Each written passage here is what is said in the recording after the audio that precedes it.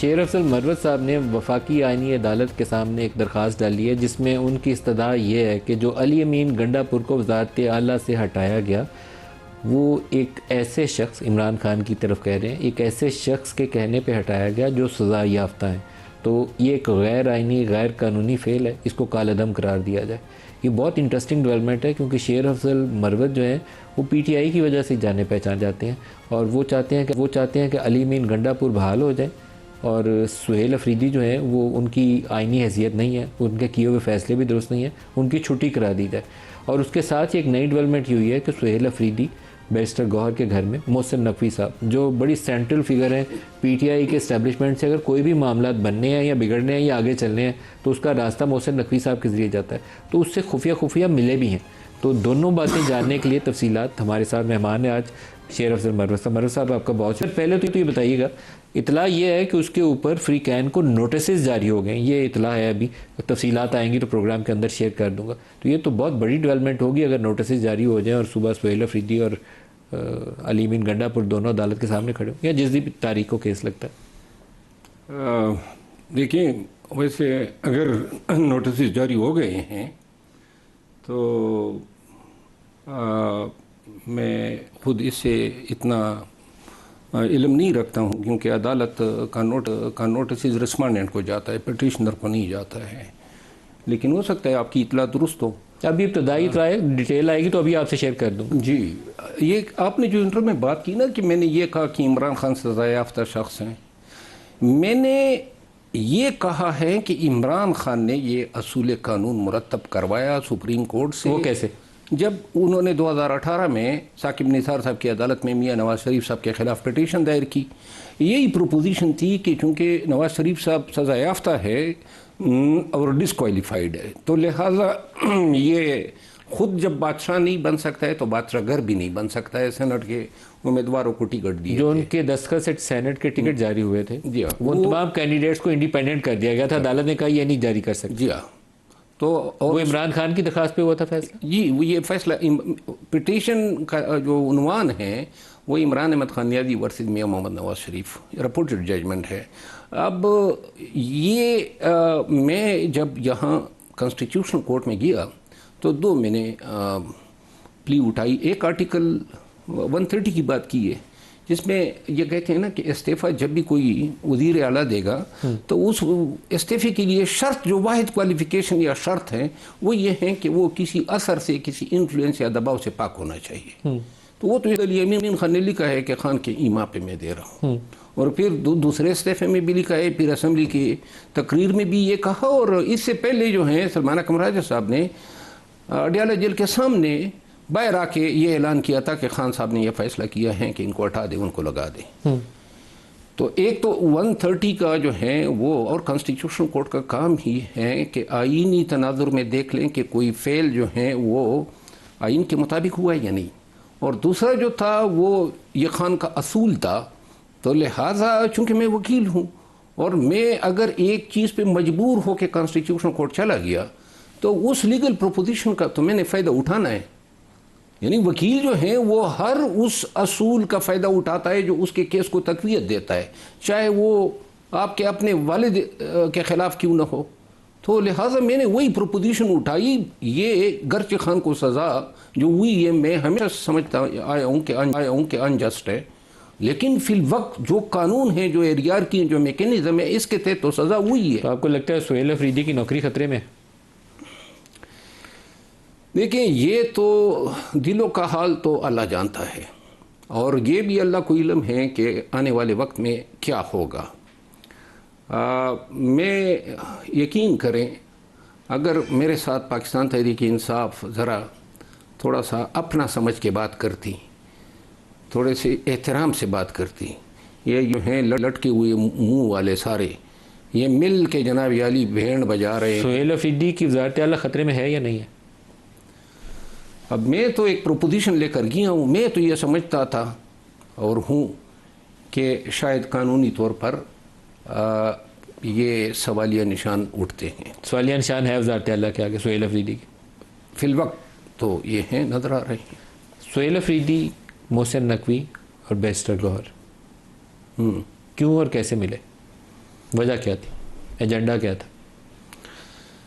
میں آپ کو ایک عرض کروں، پاکستان تحریک انصاف کے اکابرین جب سے یہ حالات بنے ہیں 3 سالوں سے تسلسل کے ساتھ اسٹیبلشمنٹ کے لوگوں سے مل رہے ہیں. ساری پی ٹی آئی ملتی ہے، ساری پی ٹی آئی. لیکن میں آپ کو الفاظ کہتا ہوں کہ آج تک میں محسن نقوی صاحب سے میں نے ہاتھ نہیں ملایا، نہ ملا ہوں.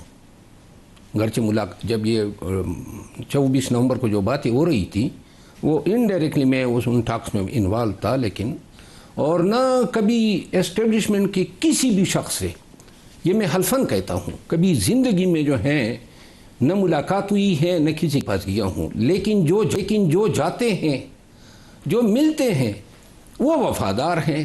سہیل افریدی گئے ہیں آپ کی پٹیشن داخل ہونے کے بعد؟ جی. کیوں گئے؟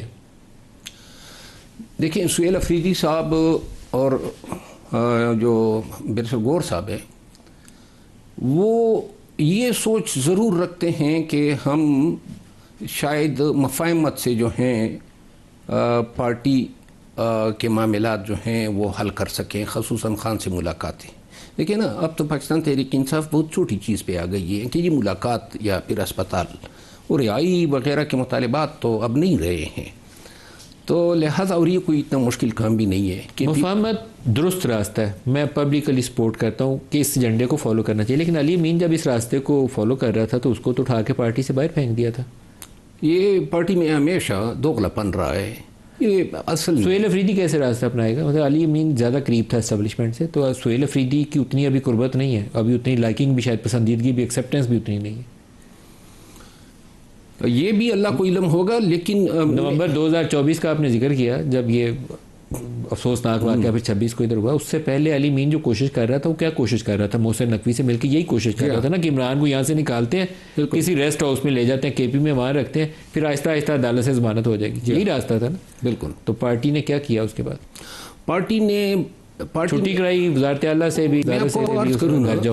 پارٹی جو ہیں وہ اس کی نہ کوئی ڈائریکشن صحیح ہے، نہ کوئی فیصلے جو ہیں وہ عقل و دانش سے ہوتے ہیں، منمانے فیصلے ہوتے ہیں. اگر آپ 2-2.5 سالوں میں ایک فیصلہ بتا سکتے ہیں، یا کوئی بھی پی ٹی آئی کا ورکر یا لیڈر جس پہ عمل درآمد سے پارٹی کو فائدہ ہوا ہو، ہر فیصلہ غلط، ہر فیصلہ نہ. اگر آپ کی پارٹی پی ٹی آئی، آپ کی پارٹی ابھی کہوں گا اس کو، اگر سیاست کر رہی ہوتی تو عمران خان کو ابھی تک گھر بیٹھے ہونا چاہیے تھا، آرام سے، جیل کی بجائے. اگر پارٹی کو سیاست کر رہی ہوتی، اگر پارٹی کو سیاست کرنے دیا جاتا.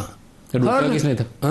روکا کس نے تھا؟ روکا خاندان کے لوگ جو ہیں ہر دفعہ رکاوٹ بنے. یہ 24-25 نومبر کو بھی یہ واقعات نہ ہوتے اگر پارٹی کی لیڈرشپ کو. میں علی امین خان ایک گاڑی میں نے ان کو ریسیو کیا جب یہ آ رہے تھے پشاور سے کشمیر ہائی وے پہ، بشرا بی بی کو، اور وہ بھی ساتھ میں تھی.